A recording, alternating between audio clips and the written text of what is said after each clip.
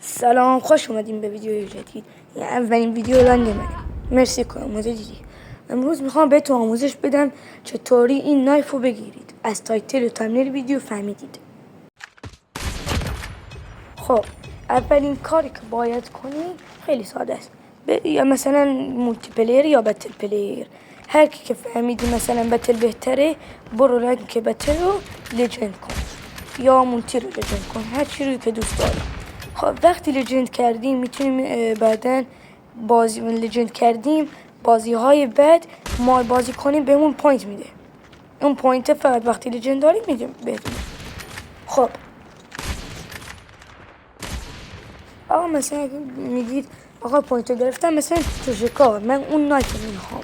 آره منم میگم. خب اولین کار باید کنید، باید این پوینت ها رو جمع کنید. مثلا چند هزار باید جمع کنید. وقتی جمع کردید، خب آقا ببینید من این مولتی رو لجند نکردم، فقط بتل. میتونید مولتی یا بتل. اگه میبینید آقا من با فلش بهتون نشون دادم که کی رو بزنید. اینجا باید پوینت خیلی زیاد جمع کنید تا بتونید این کرکترها رو بگیرید. خب اینجا در اومده بیرون، ببینید دوباره. آره اینجا میگردیم که کجاست اونی که میخوایم. مثلا نایفه کجاست، اون نایفه رو که ما میخوایم. هر واسطون میگرده، میرید اینو با فلش بهتون نشون میدم کی رو بزنید. من بذار پیداش کنم.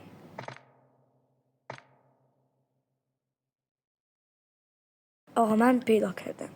باید اولین کار کنیم میزنیم اینجای زرد رو میزنیم. زرد رو میزنیم. ببینید بالا رو من خریدم، این آخری رو خریدم، همشون رو خریدم. پوینت جمع کردم زیاد. ببین تک تکشون 1 2 3 پوینت جمع کردم، خریدم و زیاد. حالا میریم جلو. ببین یکی مونده با آخری، اون نایفر رو که ما میخوایم بخریم میزنیم روش و میخریم باید تک تکشون. بعدن نمیشه مثلا. خب آقا ببین بهتون یاد دادم چطور اینو گرفتیم. خیلی آسونه. آها کامنت ها رو پر کنین. جایزه هست تو این ویدیو لانگه، چون اولین ویدیوه یه بتل پس بهتون میدم. هر کی کامنت بیشتر لایک بیشتر بذاره یه جایزه بتل پس واسه خودش میذارم. خبش قایده.